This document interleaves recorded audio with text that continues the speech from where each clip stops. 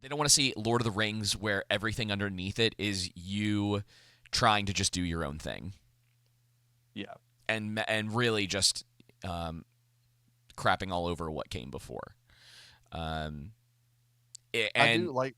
I understand adapting it to well, where sure, that's you have to go from book to screen, but like to right. input my own ideas and thoughts and stuff within the source material where it doesn't belong. That's just what That's where boggles my yeah. mind. So it's the difference between what we got at with the trilogy, the first trilogy, um, and what we're getting now. And honestly, man, to some degree, it's the same thing with the Hobbit, and it's why the Hobbit's not very good, is because they started doing some of that stuff. Like there's still some of what was originally there, and they're trying to bring in all of these other little things from everywhere. But when you really start to get away from the original intention of that material, and you're not treating it with care, it's when you get Yep. this like the bloated monstrosity that is those three movies ultimately, especially the further you get into it, right? Because you could,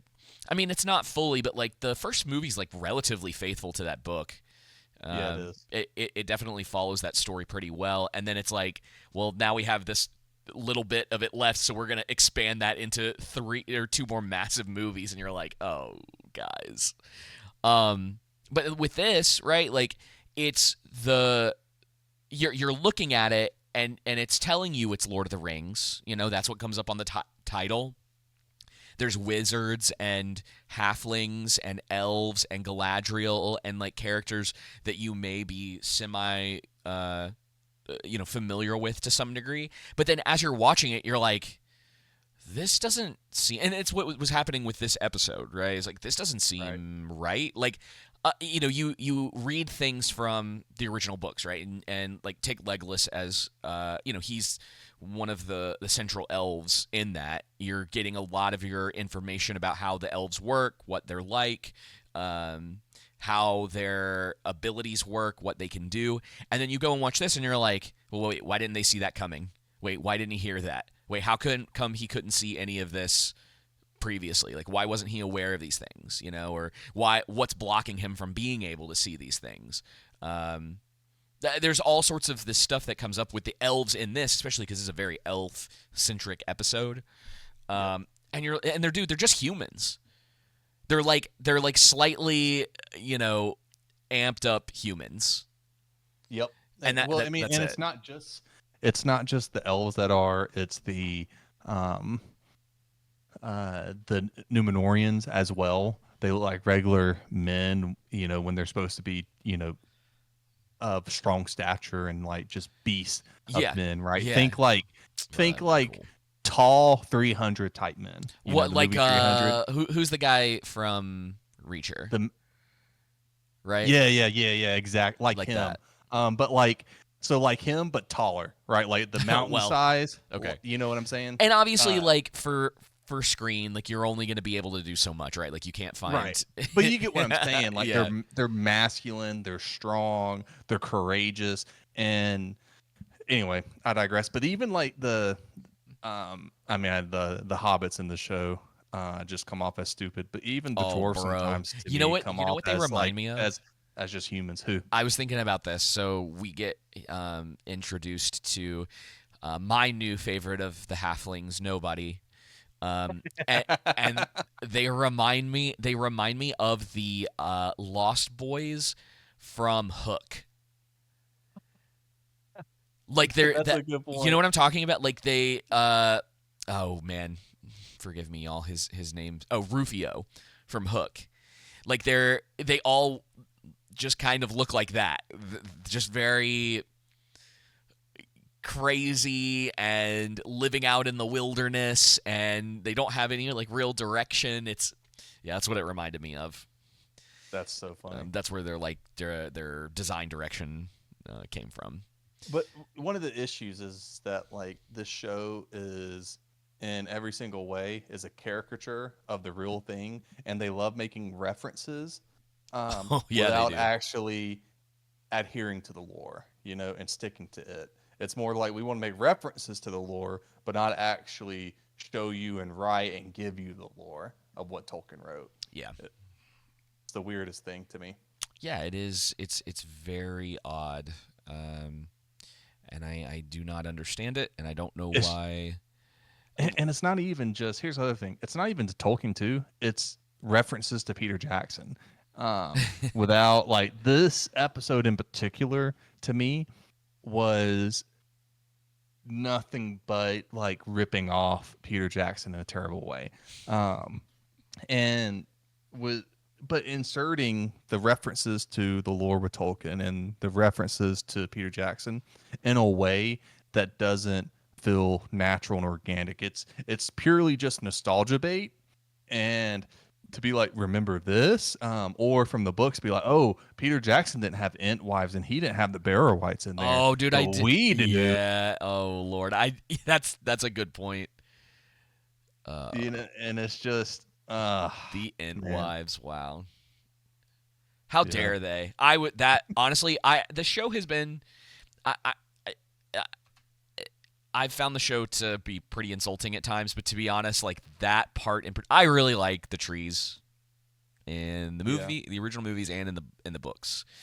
There's a lot of really those chapters in the Two Towers are fantastic. It's very very like deep, like rich lore for those characters, Mm-hmm. and it's very sad. That whole story with Treebeard and when he's talking about the Ent wives. I think I might have talked about this a couple years ago when we at some point. But it's man, it is very very well written. And so like, yeah, for them to just kind of throw them in and be like, remember the trees? You know, I mean, this is all it is. Hey, look, there's the trees. It's like, why are they here? And they don't understand like the differences between the Ent wives and the Ents, and that the Ents were made for Orome, and I'm probably not pronouncing that right, but Yavanna, the Ent wives were made for Yavanna, and they're more caretakers of like the flowers and stuff like that. They don't it's care. just- It's just a reference, like you were saying. Yep. Not No, to- I mean, obviously they don't care. Not to but- mention they're talking too fast. Yeah. Oh, and not to mention that shit, they freaking that one freaking Yeats whole Astrid or whatever her name is. Oh, Eastrid, bro, who should have. cares? Yeah, Dude, bro, she should have been like. I was thinking, pulp. I was like, is that worse than Black Widow falling 6 stories? Ooh. Because she got like pummeled. I was like, Yeah. oh, she's dead. The only reason for me the Black Widow one still stands pretty tall is because of how much they focus on her hitting every single one of those things on the way down. Like it's so goofy. Whereas people will dismiss anybody getting hit across the screen because it happens so quickly, you know. It's not even that she got freaking She got destroyed yeeted, by bro. the Ent wives. She got Yeet. like freaking booted Yeah. into a rock, Yeah. a huge boulder. Yeah. I mean, the hit alone would have been enough, I think. You know, she's not a very like. She's just a little lady, like, you know. Hey, maybe she's a secretly a Nas girl. And that's why she didn't. Ah, bro, who knows where that's going? Who knows? That would be great. At this Yeah. point, I just want them to lean into it and it be a complete freaking meme at this point. At least give me something to laugh at, because it really is just outstanding how much they go out of their way to just completely screw up the lore. I mean, it really is impressive. Like how little they understand, and I really think you could give this material to a high schooler, probably do something a bit better. Obviously, yeah. depending on who it was. Yeah. You know, not just any high schooler, but Yeah, you're not wrong. I think that a lot of it feels like a first draft. They're having, you know, we talked about this last week, but they've had to retcon a lot of stuff in order to make the season work, you know? Because what's her face wasn't dead at the end of season 1. They've speaking of that, David, Go ahead.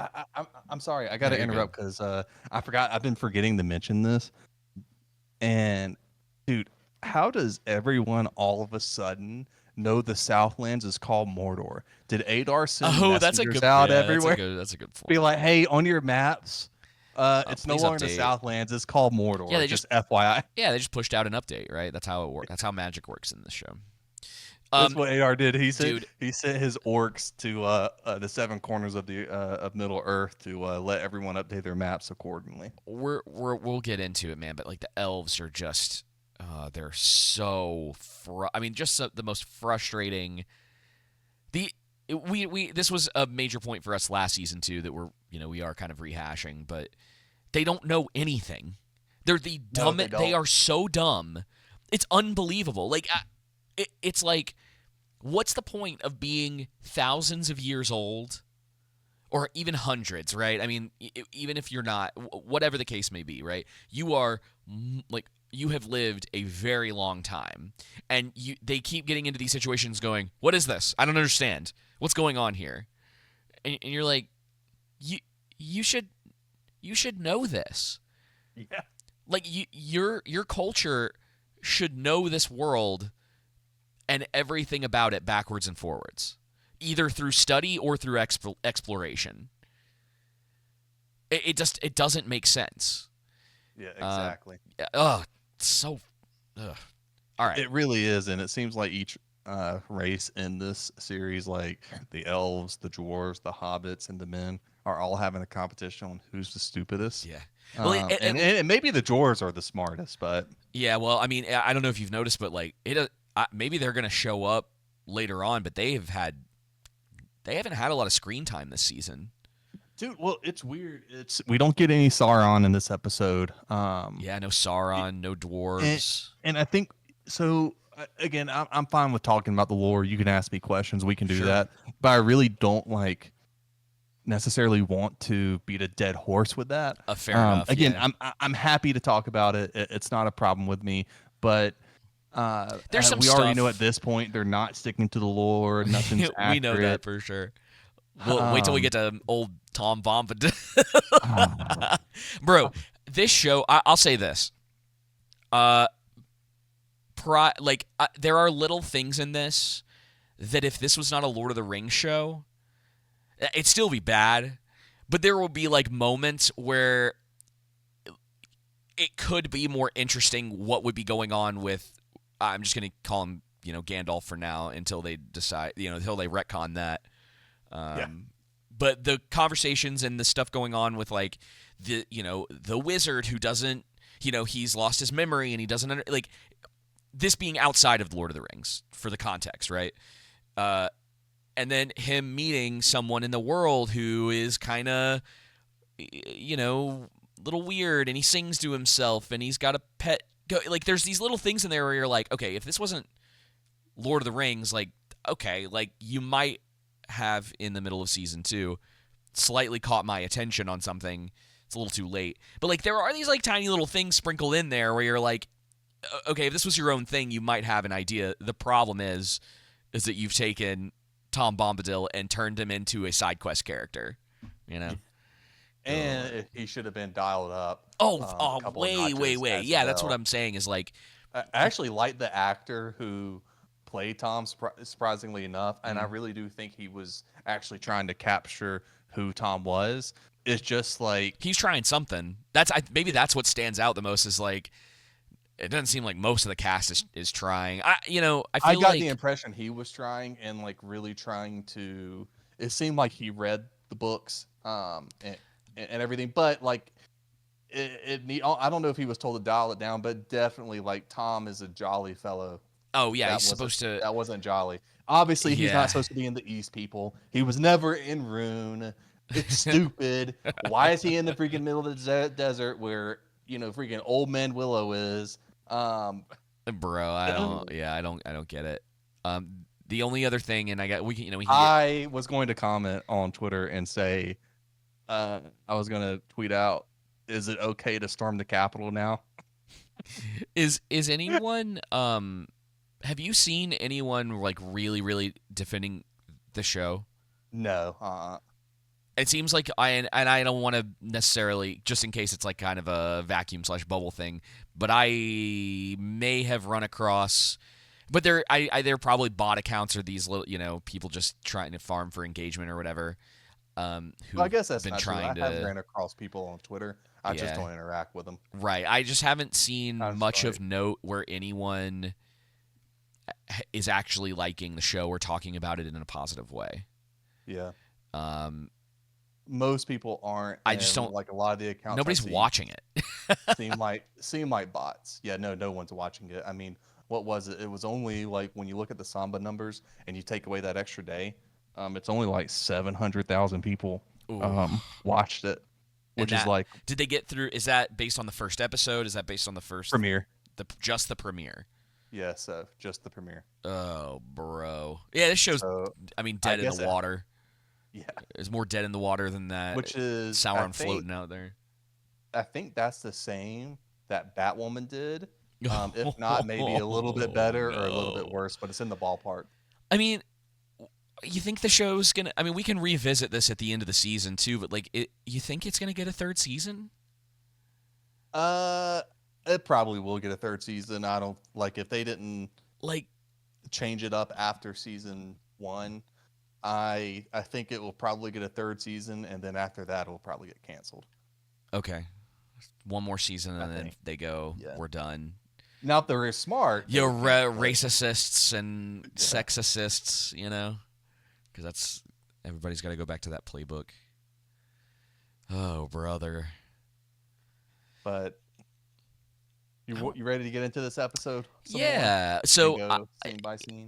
I don't know how you felt about Elrond in this episode. The one thing I feel like I should give the writers credit for is it's really nice to hear someone like tell Galadriel she's an idiot Yeah, and just pretty much be completely what was I gonna say? Like the way that he's just like gives her the cold shoulder on everything. He can't stand what she's doing. It's all he's borderline become, and it'll be interesting to see for the rest of the season. But he's borderline become like the person that anyone watching the show can be like, oh, at least someone gets it yeah. to some degree. At least he's just like, shut up, we're doing this. I think I don't want to there's listen to your definitely- ring. I don't want to listen to you and your stupid ring. Yeah. Dare I say, character development with Elrond from going from just being a politician You're right. last year to now more so being a leader. He's Granted, it's all in the wrong way. Sure. But his character in the context of what we have is taking action. He sees what's going on for the actual perspective of what it's supposed to be. Like, I don't know where, like, the writing is so weird in this. That's what I'm like. I don't know what they want us to believe because there's these times, right, where like they desperately do not want Galadriel to come off in a bad light whatsoever. No, but then they not at all. also want you to believe that Elrond is correct in the things that he's saying. Because he is right, and she is stupid, and the way that she's handled everything has been really, really terrible. Like, everything's kind of her fault. Like, Yep. they're in the position they're in right now. When is it Gil-galad that makes the rings, right? Yes. No. It's Celebrimbor. When he Gil-galad is the High King. That's right. When Celebrimbor inevitably dies, it's her fault. Yep. In the context of the show, his death is her fault because she was too stupid to be able to like just tell everyone what was going on with Sauron. Well, here's the other thing too is that they have Elrond in this scene be like he's the leader now, and then he immediately just diverts to Galadriel's knowledge of do you know anyone, do you know any archers and swordsmen you can recommend. Now you got to think. I was going to ask you about this. This is you would think they would be mustering up a sizable force of a couple hundred people. But no, we got to choose the fake Avengers the fake Fellowship, Bruh. to go with us. Yeah, I can't wait. It's going to be fun to talk about that. Also, okay, just out of curiosity, because I legitimately, I was thinking about this, and I was like, yeah, I don't really know for sure. Aren't elves all just archers and swordsmen? Yeah. I mean, Like, outside of the, why? magical abilities of Sure. Galadriel and some others, but yeah, pretty much. Wouldn't There's they just all just be proficient in archery and swordsmanship? This was kind of the first thing where I was like, yeah. hang on. Well, I guess it would kind of, yeah. I mean, I mean, makes you could sense say like that Legolas, the Legolas best preferred his ones maybe. bow. Yeah, I mean, I guess they do. They you could say that because I guess even in, I'm just I Maybe don't. that he wants. Maybe what they were meaning to get across was he was trying to ask for elite elven team six. Right. And But I failed. guess I don't. I just don't know from lore, like specifically, because I guess you could say like Peter Jackson. So I'm trying to remember. So Legolas obviously preferred a bow, and then But Elrond and the Hobbit, they showed the them using sword the sword. was But more yeah, they're preferred. proficient in using the bow and the sword. Now It's just they may be weird for better with them. one or the other, Yeah, but I guess from sort of like my perspective, it's weird for them to specifically be like archer and two swordsmen, and like, hang on, like wouldn't like Galadriel can use a sword and she uses a bow? Like, wouldn't that just be the case generally? Like, you would want everyone going with you to be able to do both. Like in my yeah, mind, like yeah, that would still be the case. Is like, okay, if you have these people, they're like your elites. Um, they're going to be sharpshooters, and I mean honestly, man, like when we get towards the end of the episode, it would have benefited all of them to have been able to have a bow and a sword. yep. Well, It's you would just think they would have gone goofy. with more than just four people with Fair given enough. their mission. Yeah, and, Um, and again, they like they're aware of Adar to some degree. We there was a line that we'll get to later on that made me again question how much they really know about what's going on and what was actually happening and why Galadriel even went on her mission after Sauron in the first place. Um, with the Adar stuff, but we'll get to it later. Yeah, it's weird, man. I don't really understand it, or like why this is the way that they did it. It's why I was saying last week that the whole thing feels really amateur in the yep. way that it's written. Oh, it is because when you get to the point when they show the map, they say that we got to go to this location, right? Yeah. Oh, and here's the fellowship shots, right? That they got to Oh get. yeah. The big mountain shots were. Oh, that was the other thing. Okay, would it not? They have horses, right? Yes. I mean, I know that Yes. I know. I know elves have Exactly. like crazy stamina. Like that's not, and the show has proven that. But like, and I mean, they didn't do. That's actually something to. Well, I guess the reason that they wouldn't have had them in those opening parts with her in the first one is because they were like climbing up the icy mountains or whatever. But like, wouldn't you'd want to have horses for this kind of stuff, right? It would get you there faster. Right, because you got to remember the whole reason why the fellowship didn't take them was outside of Bill the pony. Right. Was because their mission was oriented in secrecy. Right. And this, as far as we know, is not. Yes. Correct. So yeah, we get those shots. Man, I have already forgotten how much of this focuses. I mean, how much of the show, this episode, Okay. really focused on the Now, elves. go back. Hang on. Okay. Go back to the map and go back to where the portion of the map where it shows the bridge. You'll see it have like Here. two backwards. Like that? Oh, not that one. I'm sorry. Like go just a little bit more. Yeah. Hang on. Go back just a tad. Just a tad. Basically where it just has the lines there. So you don't actually see the bridge. Oh, okay. You just see the line of the crossing, like the pass, so to Yeah. say. All right. So what was it that they said? Yeah. So that's good. So they say That they have to go like south or. no, was it that, or I thought they had to go north. No, they. Yeah, Well, that, it was the two. They said north. I think they said north was going to take them like 2 extra days. And then south is the direction they ended up heading. And I don't remember. I can find and it. then they teleport to the north somehow.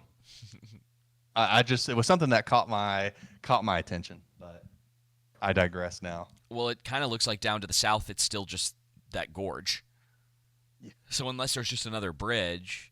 Also, did we see this bridge get destroyed? No, Elrond said he was like, lightning must have done this. And I'm like, you freaking Bruh, idiot! come That's lightning. on. Yeah, look at this. And then freaking Galadriel just says, "No, it was It was Sauron." I'm like, Sauron.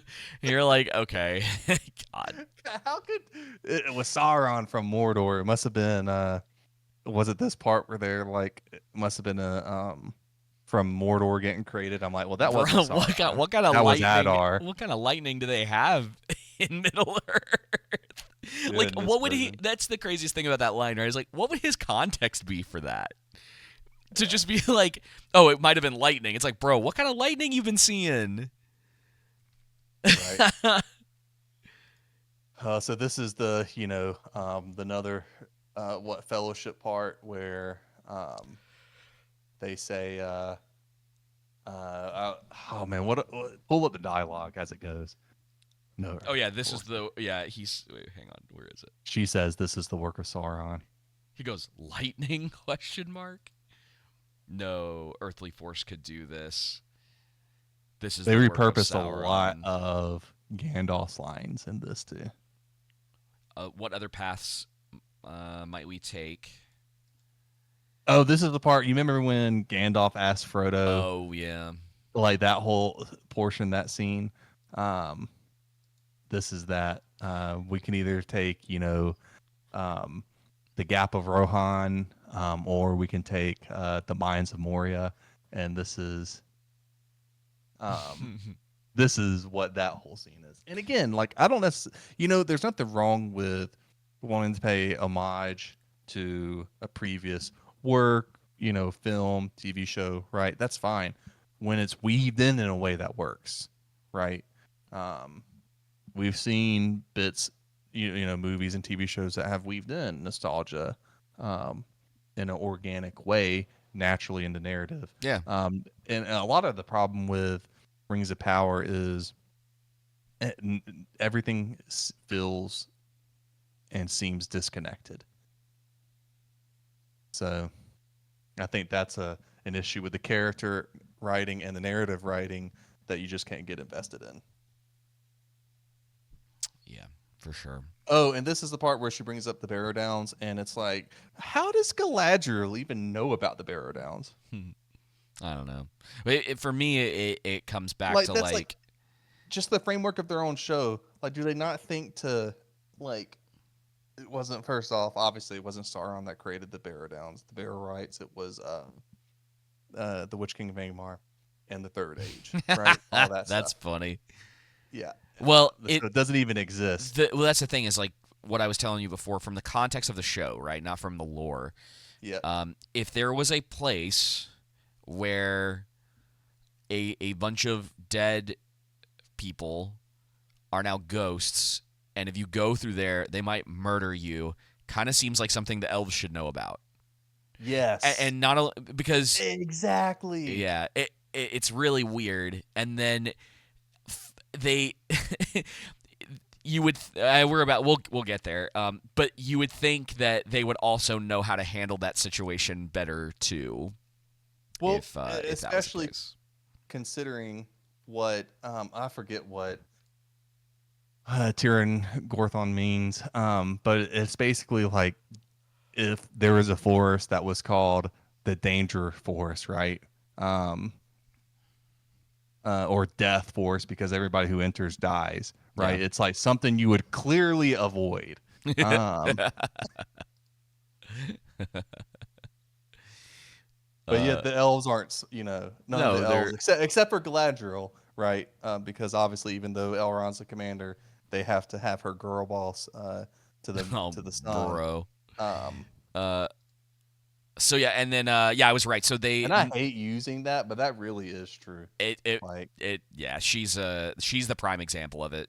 She is in the same way that Rey was a Mary Sue, and she was a prime example of that. Galadriel is definitely the girl boss for sure.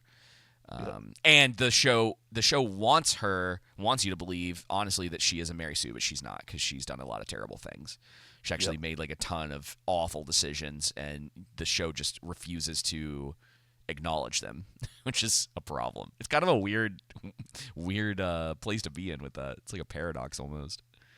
Yeah, because even when she gets demoted, she's not really demoted. Yeah, and then like You could have had an interesting sort. I mean, again, lore aside, there could have been some interesting drama or just drama in general between her and Elrond, with the fact that he's the one leading this mission now. She's not in Yep. charge. He didn't need to apologize to her for the whole, or like the way that he said it about her being the lieutenant. Oh, is it beneath your station? It could have been a lot more like, you're not in charge on this mission. I am. And then the way that she's like trying to say, no, we should do this, and he and then it could have been like, stop talking. You're wrong. You Yep. know. And Look where your actions have gotten us. exactly. And despite her dumb ring thing, and then like the whole ring or whatever's giving her visions and her being able to see into the future or whatever could come up later, and that could be something that kind of helps bring them back together, where he starts to trust her again because of this like latent ability. But it doesn't take away from the fact that like she's made tons of mistakes. But of course, they're not doing that really. It's ultimately, it looks like what they're going to try to do is still make Elrond out to be the bad guy in the situation, because she can see into the future, even though everything's still her fault. Like he hasn't that I can remember. Like Elrond hasn't done anything that's made me be like, he is a villain. You know what I mean? He's borderline like a normal character in the show, at least from what I can remember. I mean, like he is who he is, and they still want you to think that like he's the one making all the wrong decisions. And I don't know if it's a politician type thing, like, oh, he's less experienced than her, or whatever. But it sucks. Yeah, it's annoying. And I was right. So it was. They said we if we go north, it's going to take us 2 days, and then they said we could go south. But I don't know if they give an explanation. I didn't see an explanation. They I thought said if we go north, it would take 2 weeks. 2 weeks. That's what Thank you, they not said. 2 Yeah. days. I was looking for. So we either have to go north, adding 2 weeks, or we go south through Gorthad, which will get us to Aragion much faster. But they don't tell you how much faster, which is interesting. That's what an odd, like, specifically 2 weeks if we go this way. If we go the other way, it'll be a lot faster. Well, okay. I mean, honestly, dude, I hate the writing in the show. Yeah, even within the framework of their own show, they just don't It's so weird. explain things. It's and then this happened, and then this happened, and then this happened. Yeah. Instead of therefore this happened.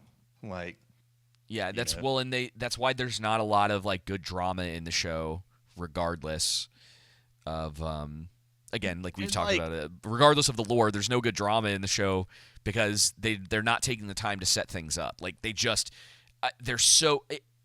I don't know when we're supposed to get, like, we're 4 episodes in, right? We're halfway, dude. Right. We are halfway through this already, which is wild. But we're halfway through, and we've gotten some pretty terrible fights. Nothing like major, And I'm like, are they just pushing towards the battles? Like, is that what it's just? Oh, we just have to get everything out as quickly as possible so we can get to the next battle, and it's just boring. Like, I still don't care about any of these characters. well, that's because they started season 1 with too many characters. Like that's one of the criticisms we brought up last year, in the Fair sense enough. that all these characters in different places of Middle Earth, forming their own storyline, instead of how does Fellowship start? Yeah. How does the Hobbit start? You're zoomed in right on, well, as far as the books are concerned. Now in the movies, it starts off with that prologue, right? You get the idea of what's going on. It sets you up, and then you zoom in really hard on the Shire, and then Frodo, and it's his main narrative that takes you along this journey, and then you start getting introduced to characters through him, and then by the time Two Towers gets, he's still the main narrative, but all the other narratives have branched off from him, Yeah. right? Yeah. And to where now you want to go on this journey with these characters, you care about them. Because they're chasing after Merry and Pippin to save them, and they have their own destiny and story and arcs to fulfill. That's separate from Frodo's, but it's primarily attached to his. Yeah. So it's like you have the the main tree, like, and then you have the branches. And the Yeah. main tree is the narrative, and then these other branches are the secondary narratives. Yeah, for sure.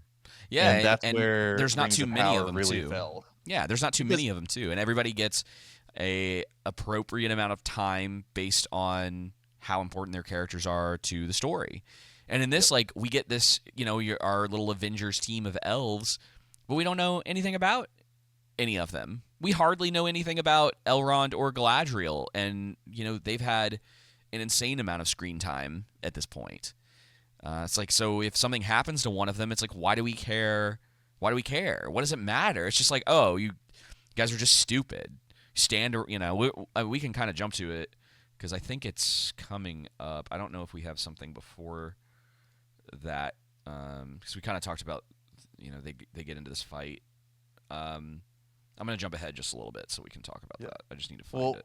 Yeah. So you talking about the Bear Downs part? Yeah, and we'll come back to old Bombadil. Yeah, that's the Bear Down part. Golly, this Hobbit stuff takes forever. That Bear Down stuff cracked me up, dude. Let me just say. Yeah, it's ridiculous. Because I don't know if you noticed, but in it they have the messages from that Gil-galad's messenger was sending to Rhaegon. Oh yeah, and it's like and I don't know if it was the episode prior or the second episode, whatever. In one of the earlier episodes, it shows that that small little force has been the taken out. 3 people. The most important message of the entire Second Age. Yeah, Sauron is back, and we send 3 people. Yeah, It's freaking. They're idiots. And by them I mean the elves. But yeah, somehow I guess the Barrerites like grabbed the message because it was on the floor and they were dragging the bodies separate, and it zooms in on the message was left in the forest. Yeah. And I guess they were like, hey, we should probably take this. That's an easy scene you saw. You know how, David? Like, you show the elf that was carrying it dead, and it's just attached to his body, and the Barrerites are dragging its body. Yeah, that was a weird, because it didn't even cross my mind that that's what had killed them, which is weird. Yeah. It borderline feels like a retcon within the show, but I don't know, man. It's like at this point they're just going like, well, this is what happened, and so here we are now, and I'm just going, okay, like whatever. And then freaking Elrond says the only way to defeat them is to use their swords. No, that's not what happens. The swords so basically when this happens in the Fellowship, when Merry and Pippin find the swords, they're swords that were specifically made to hurt the Witch King. So I can't remember all the ins and outs right now, but you didn't need the swords that were buried with them to defeat the Barrow-wights. Do remember that much. I love that our other, the show can only have the one black elf in the show, so we got to kill the other one off pretty quickly. This felt so weird, dude, because I mean, like, you know this as well, but like, as soon as they went in there, I was like, they're gonna kill the black elf first. It's such a horror trope, and it's wild to me to see it in this. And it's like the second black character they have in this show. They put it in chains, dude. It's weird, honestly. Oh, dude, yeah, he gets killed by getting dragged in by chains. Good, yeah, good catch. Wow. Yep, good job, Rings of Power. Dude, come on. And the way that they they all stand. I was having a little bit of a hard time finding it, but there's a shot I can't remember if it's right after he gets grabbed. Let me see. Okay, so you have there's 6 of them, right? So there are five of them that could be helping him in this moment, and you got one person. What are the rest of them doing? Why are they not helping him? Why is someone not? They saw the chains. We find out later that that they can break through that stuff pretty easily. Yep. And they just let him go. And this is like what bro. When we talk about how it's not just characters' actions. I don't know if I've ever like gone into the detail with this. Maybe we have in the past, but it's not just characters' actions in a show that develop them; it's also their inaction. And Yep. so when a character, say, take this situation for instance, where one of your team is getting dragged away to their doom, and one person's helping them, and then you go, well, hang on, what are the rest of them doing? The Bear Whites haven't come out yet. They're not attacking yet. They're not surrounded. They're not cut off from their team, whereas this one person is the only one that can help him at the time. They're all there. They all have the ability to go up, help grab him, at minimum try to break the chains, and they all just kind of stand there like, oh no, help him. And They're like, that's, finally he's gone. I know, right? That's what you know. That's where like some of the problem comes in, and this is a writing problem because you go, and then random elf gets dragged by chains. One elf tries to help, gets pulled in, and we have a bunch of crunching noises, so you know he's dead. Yeah. And they're like, "Yep, moving on. All right, here comes a fight. Hey, let's make sure. Wouldn't it be awesome if we had?" And I had pointed this out, I think, when we had gone over the trailer a few weeks back, that the shot that they do of the circling of the elves or whatever is shot for shot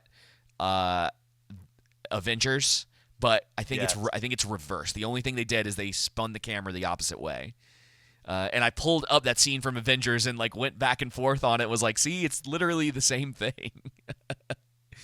Funny, dude. Yeah, so they're not just taking from Tolkien; they're taking from other fiction too. Which I imagine that if you spend enough time with the show, you could be like, oh yeah, that is from that, or oh yeah, that is from that. It's just becoming more and more obvious. Right, you want to go back to Tom Bombadil? Yeah, we can go back to Tom Bombadil. We don't have to spend a ton of time. The Hobbits are doing the same thing they did in season 1, and they're just existing. We get They're still here. We don't know why, and we don't care, Yeah. but they are. so Gandalf, or probably Gandalf, is still trying to get a stick, get a magic stick. And we still don't know who he is.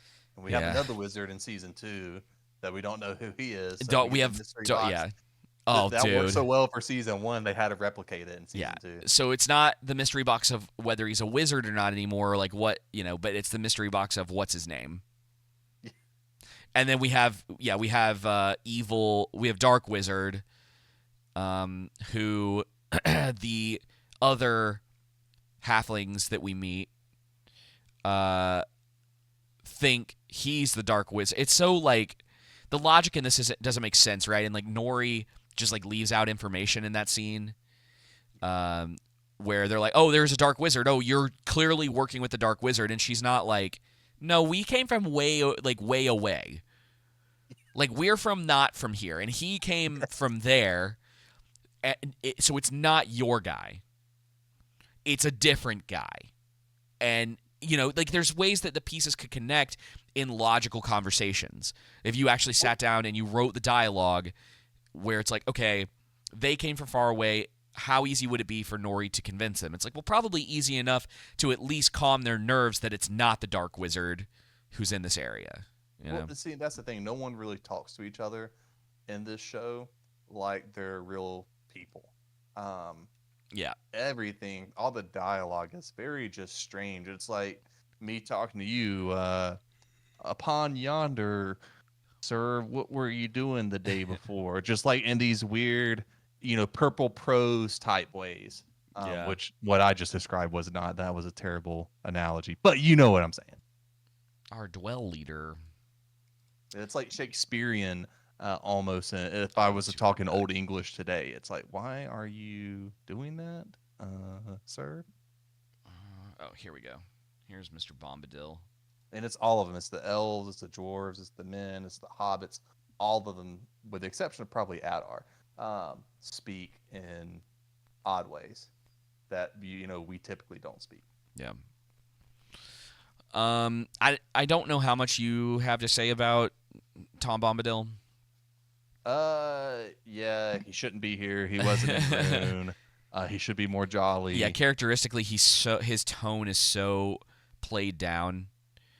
Yep. I agree. I don't think there's really anything wrong with the actor. I mean, No. for what he's doing, I'm like, I didn't really hate it. It's more, yeah, it's more annoying because he isn't Tom Bombadil. He just isn't. They're trying to do this thing where he's played down, and then look at the little wacky things that are happening. Like, oh, isn't it so wacky that he's got a pet lamb, and that Yeah. when he like sneezed or whatever, the fire came way out of the Yeah. fireplace, and he's talking about the trees like they're living, and oh, maybe did you ask him for the branch, and like so there's all these little things that it's like, okay, I clearly see what you're doing. It's like, but he's just not. I don't know, man. Like Something's missing. he's like Tom Bombadil is I think, well, at least from their perspective, he's too much of an unserious character for what they want this to be. Yeah, and he wouldn't have gotten involved in this nature. He's a character that he's an enigma, but Yeah. he's not bothered with the things of Middle Earth. Think Treebeard, but more severe. Yeah. Like he clearly has a lot of power. There's something very like off about him. Yep. But he's just so unworried about everything. It's why he was kind of, he's why he's so interesting. It's why people like him. Exactly. Oh man. Let's see. So we've talked about man. Okay, so do you have much to say about the hobbits? I mean, like I guess the biggest thing for them in this episode is that we find out that they're all originally from this area.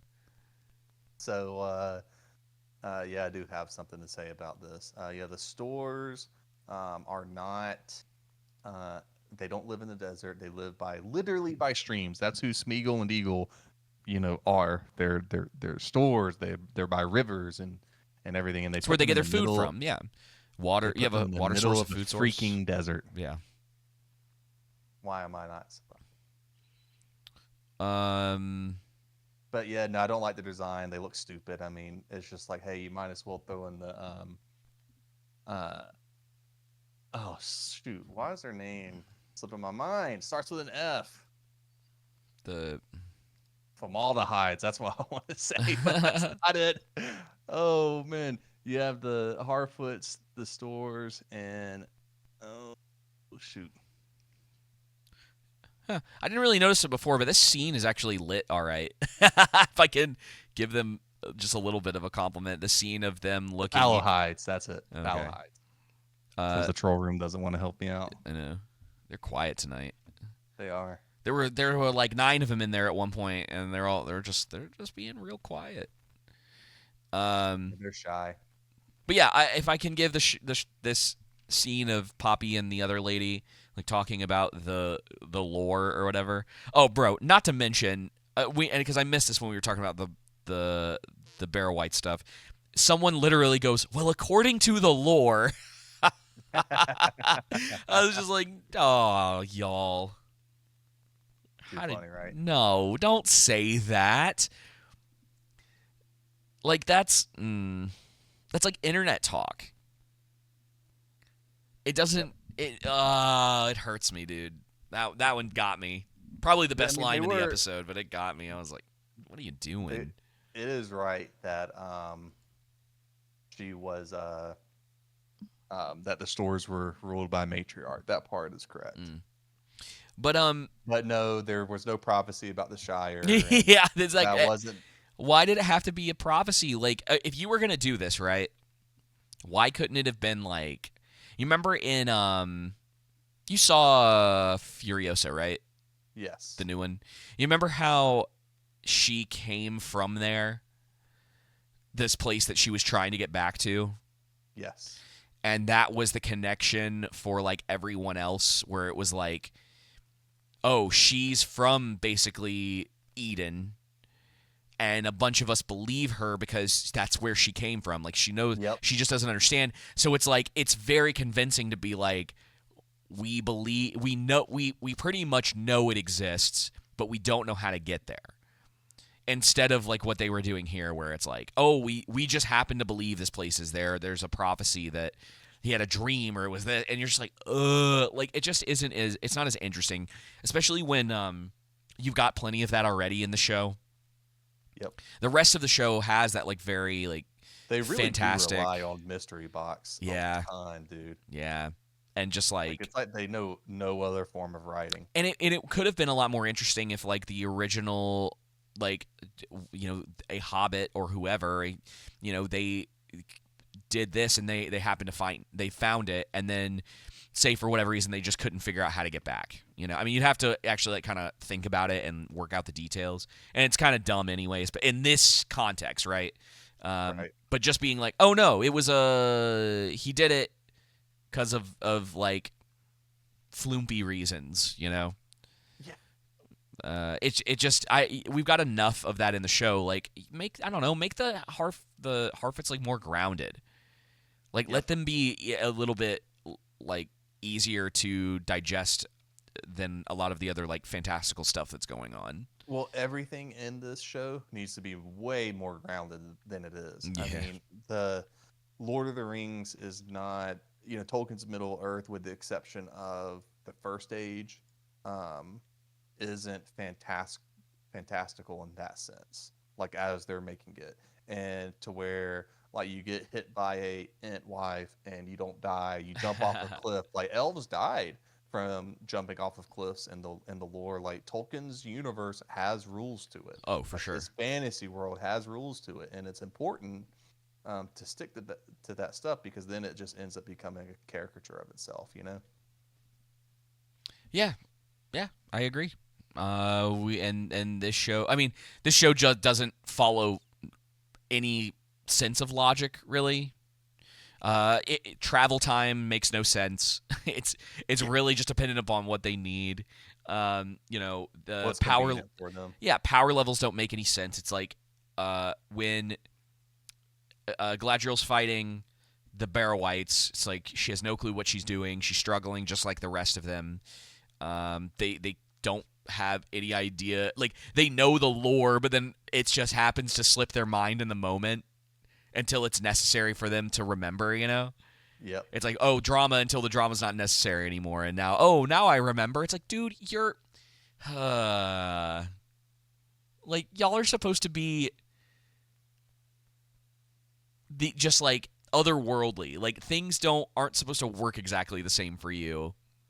And you forgot how to fight these ghosts. These specters or whatever. You just conveniently forgot how to until you knew. I know there's some other stuff that I'm forgetting, but that's just the way that the show works. It's like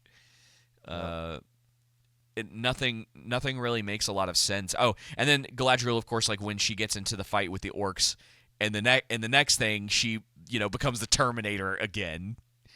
Oh, dude. Oh, that dicey cracked me up. Oh, it's so bad. When, she's like, what were you saying? When I thought it would have been funny if when Adar, grabs the arrow with his hand and puts out the fire, right? If when he said Lady Galadriel, I'm like, finally, someone said it. Too bad it's a made up character. It'd been funny. And the villain too. Yeah, it'd been funny if she corrected him and said it's Commander Galadriel. Yeah, actually, yeah. Well, I think that's why they had him say it, though. Yeah. I think I 100% think that the writers did that on purpose. It's like, see how he demeans her, Yeah. I think I legitimately think that's what it is. Right. Yeah, so I want to talk about, I don't have a lot to say about the stuff with Arondir and Isildur. They're clearly trying to make some sort of relationship with him and the lady, which was obvious, right? Which is also completely lore breaking. No surprise there. I don't know. I wouldn't be surprised if she dies by the end of this season. Surprise, she's a wild man or whatever. Yeah. I want to say wildling, but I think that's wrong. That's Where's that from? That's Song of Ice and Fire. That's right. Yeah. The only thing of note for me in this episode is this specific scene right here, where Isildur gets stuck in the mud, That would have been a pretty good. That would have been a pretty good show title too. Isildur gets stuck in the mud. um, and then Arondir goes to help him, and they both. Hang on, I'm gonna. This is episode 4, by the way. You put episode 2. I just noticed Oh, that. did I? Ah, bruh. Well, we're about to What a fix scrub. that. What is wrong with me? Wow. This is. I take a 1-week vacation, and this is what I come I back know. to. Troll room, where are y'all at? Oh no, it wants me to verify. Dude, we're in the middle of a live stream, and YouTube wants to verify that that's me. That's too I'll have funny. to edit it afterwards. I'm not gonna do that because I'm gonna end up screwing something up. It's not messing with. Hopefully, it's not messing with the live stream at all.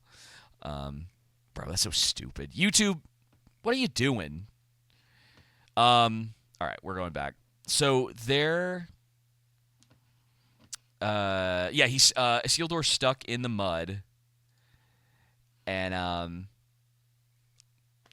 guess it's just a thing. I thought they were like on a trail. I don't know, man. Whatever. He's stuck in the mud. Yeah. Something had to happen. And Arondir tries to help him, and if this program will catch up, he just keeps sinking, and then both of them get pulled down into the mud. It's like, boom, and they're both in there. And for context, they found out that she is one of Adar's people, or whatever is going on. No one cares. Yeah, I don't. They're she's a new character. She wasn't involved in the first season. I don't know, man. Like the like point to point stuff with this is just kind of all over the place. So the show's just telling you these things, and you're just going along with them. That's pretty much how it works. Anyway, Yep. So they find out about her, Arondir, right? Yes. The elf. Correct. Yep. He figures out who she is. And oh, dude, that scene is so funny. He's like interrogating her, and then she tries to run from him and like tries to throw a pot at him, and he karate kicks it out of the air. And I was like, bro, what are you doing? Like, you knew you weren't going to be able to get away with it. Like, that stuff like that to me ruins tension in a scene because it's unintentionally hysterical. Yeah. When it's like she should know, like, okay, I'm not getting away from this elf. It makes more sense for me to just own up. Yep, exactly. It seems like the more logical choice than I'm gonna run and throw a pot at this elf because I definitely can get away. So stupid. Completely agree. So you think she's gonna leave, man? I'm going through this pretty quick, but they leave the camera sitting on this mud spot for so long. And so it looks like she's going to leave, and then she grabs a stick and pokes around in the mud, and a giant worm comes out. And the only reason I want to talk about this scene, Joseph, is because this whole area is made up too, by the way, if I remember correctly. Oh, cool. Yeah, surprise. Really, the reason I wanted to bring this up is because this worm doesn't have like a very big mouth, right? Now, you could assume that it stretches. It was their Witcher moment, David. But then, look at what comes out of the mouth of this thing. Look at these, how it's a stick that she puts in there, and that helps. I know, dude. She happened to poke it right. Look at the teeth on this thing. I know. I noticed it too. And so, I mean, because the assumption, like, this thing eats both of them. Yeah, and then of course, they repurpose a line from Gandalf to Arondir about how there are it's slipping my mind. Oh, like there's unknown evil things in this. Yes. Yeah. Mm-hmm. I think I in the dark corners of the earth. So yeah, she's poking. I'm slowing this down a little bit because I want to see the part where he busts out of the worm because it happens so fast. So the worm comes up. Immediately, this thing's like baring its teeth at her, and I'm like, I don't know how Isildur or Arondir are alive. Look at that. Yeah. That thing ate them. sucked them in, 100%. and then very quickly. I mean, like the frames on this are crazy. It's like there. Okay, okay. I'm slowing this down enough, I think. I don't know what he did. Wait, did he just bust out of the mud? Or did he bust out of the I it's thought kind he of busted out of the stomach. Is it? yeah, it's just weird. Like you see this, right? Like Yep. it It looks like the stomach, I but guess maybe he was so. behind it. Oh, yeah, it was the stomach and he's pulling a seal door out. It's just the way that it's designed. And of It, course, it they doesn't look clip. good. Now we have breakfast or something like that. Like, oh gosh. Oh, bro, I wouldn't want to eat that thing. That's disgusting. Yeah, it definitely was the stomach. It's there's a better shot of it. Yeah.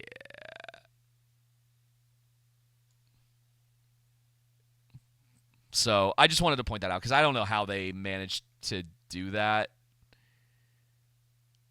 but logistically, it doesn't really make sense with the size of this worm and like the way that it seems like it's got pretty sharp like mandibles or whatever that are like pulling you Yeah. in. And then like he's stuck in the mud and it's like I guess the worm was like pulling him down, right? I mean that's the idea, and it sucked him in pretty quick. But like you would have thought like, oh, something's got me, right? Like the whole thing is weird, and I guess I don't know what they were thinking with it.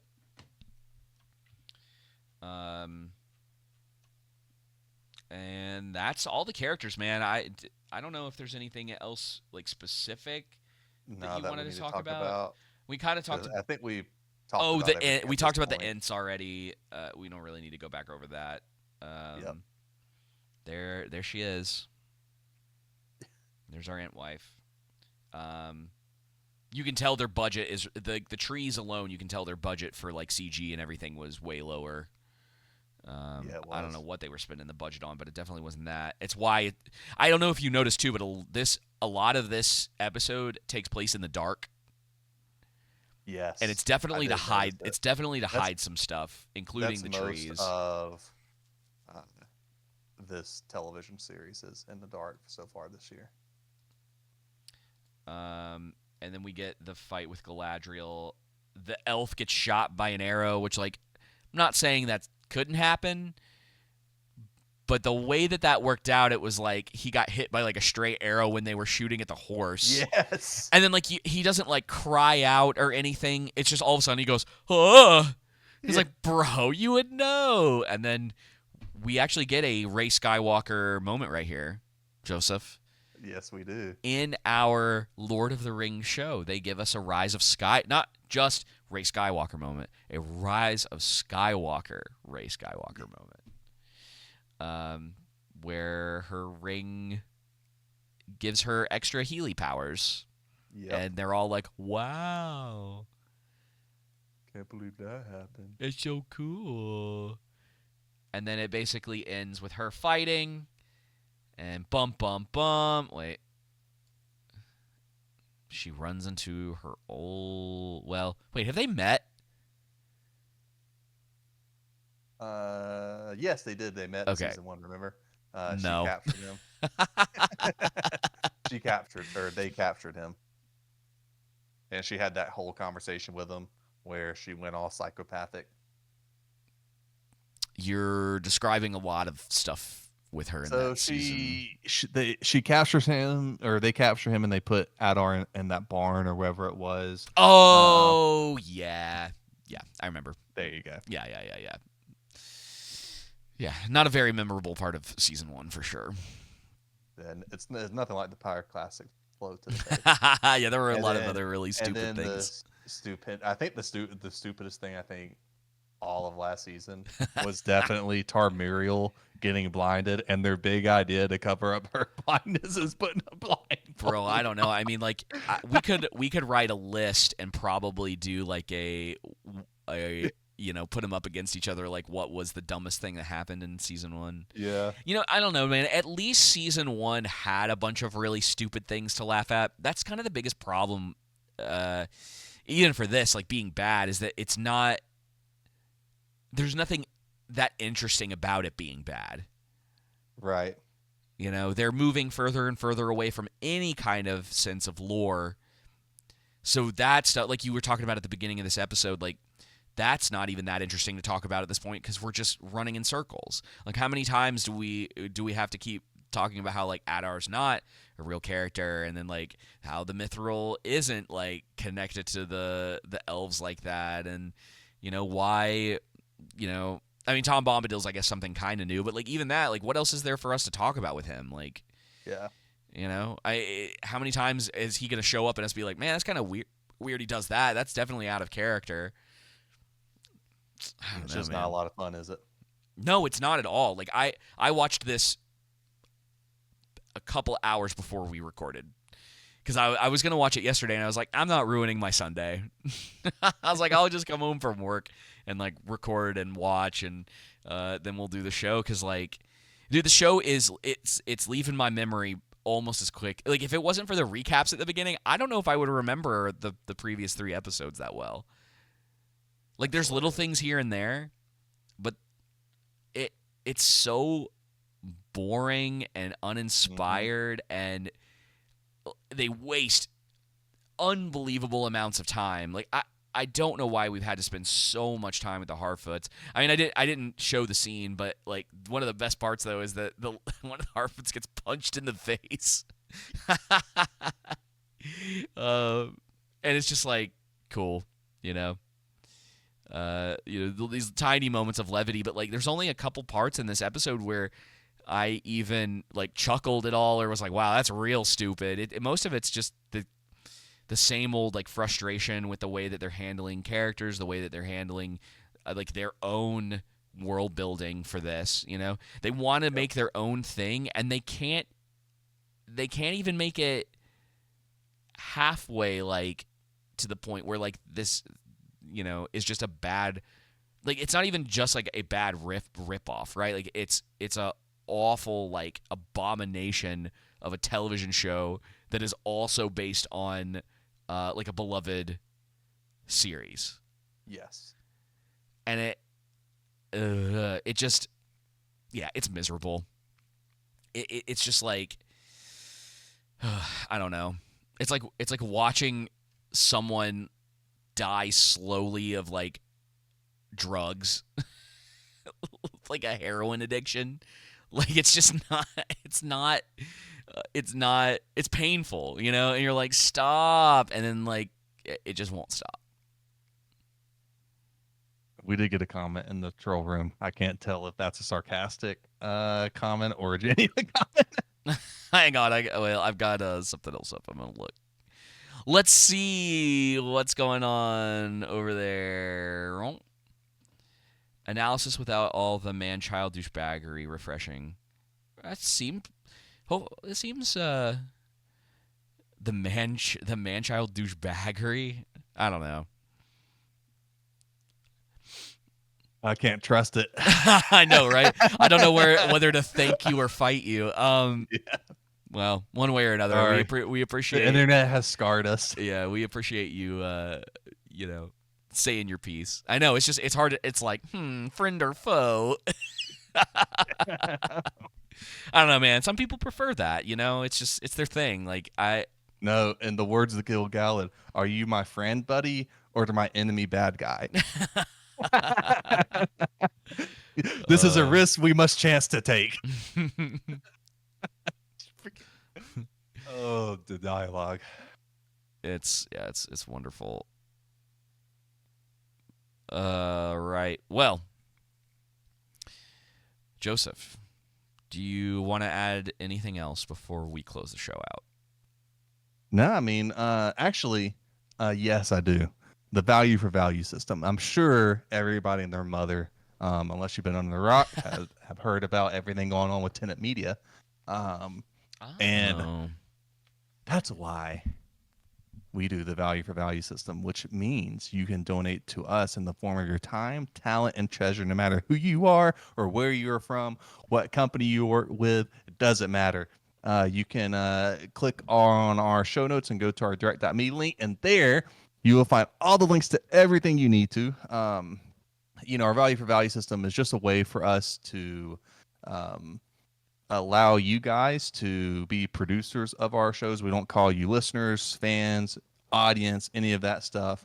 You are our producers, and if you donate any amount, $100 or less, you automatically become a producer of the corresponding episode. If it's $100 to $200, you're an associate executive producer. If it's $200 and above, you get the, what is it, David?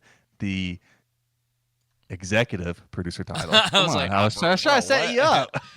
Bro, I don't know. That you do, that was your corner. That's your beat. And these are actual credits that we will vouch for, and that you can put on your resume anywhere the credits are accepted.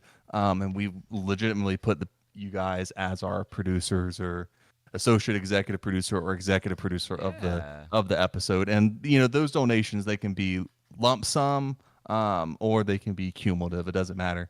And we appreciate everything. We've had people do artwork for us, all kinds of deal. Yeah. And so it's whatever. We know that times are hard right now, so it literally doesn't matter if you think our content you're being entertained by is worth $1, if it's worth $1 million, if it's worth you. Joseph's still hoping somebody's gonna drop $1 million in our. He says it every week, bruh. It really is just kind of like monetarily wise. Yeah, it's what you can afford, what you think it's worth, and. It has helped keep the show running. We are completely funded by the listeners. Yes, 100%. Pretty much, yeah. 95%, because I do whenever I re-upload the episodes to YouTube, I do monetize them. And we don't monetize the original live stream. But anything else we're doing on YouTube at this point, I'm just monetizing. It's not, just for that little bit of extra. But that could go away at some point if the value for value continues to take off. Yeah, and at one point I was just wholly against people like donating through super chats. But at this point, I'm like, if that's what you want to do, just do it. I don't care. I was like, it does that. We only get a certain fraction of that. It's kind of an odd. I think for us, it was we were trying to do a workaround around YouTube to where we're not supporting them. It was more so to do with let's not give YouTube money. Let's try and divert around that. But I mean, at the end of the day, it's like, okay, well, even whatever PayPal. It is. I mean, even PayPal takes a cut. It's just it's a way smaller cut than YouTube takes. Well, even them as a company, it's like, how much different are they from? Right. It's just, it's just quite your choices between Mordor or Saruman, Yeah, or Adar. Yeah. One just, you're giving a significantly smaller portion of that to one than the other. But, PayPal has screwed over plenty of creators too. In the past, so it's kind of it is unfortunately kind of pick your poison, but we at some point will get a Bitcoin wallet set back up, and at some point we'll start back with the shorts and everything. It's just we both work a lot of overtime, so and it's tough to come home and do lots of editing, and shorts don't, I mean, from a money standpoint, they don't really, unless you're getting millions on each one, you're not making a lot of profit off of any of that. So it's what's the point? And I'd rather spend more, or have the focus be on just the re-uploads and doing stuff like that, and having people find us through that than through the shorts anyway, because they're more willing to potentially come to the live streams and talk or comment in those videos. I was just more so thinking until they ban TikTok, we could start back putting clips on there. If that happens, dude, I don't even have TikTok anymore. I deleted it. I'm done with it. I don't even get it because I'm not making shorts. I don't even get on it. I keep it Shout there. out. I feel like if I delete it, then that means I'm not making shorts. Fair enough. Yeah. Shout out to New Better Do Better. I wonder what he's thinking of. I wonder how he's liking this season, bruh. Our buddy. Yeah. Good old Do Better. I wonder he's got a YouTube channel. I should look it up again, see what he's up to. Go comment, be like, "What's up, bro?" What you think of season 2? Yeah, homie? you liking it? All right. Well, and then finally, one last thing. Just a rest in peace to James Earl Jones, who passed away today. It's pretty sad. What a legend.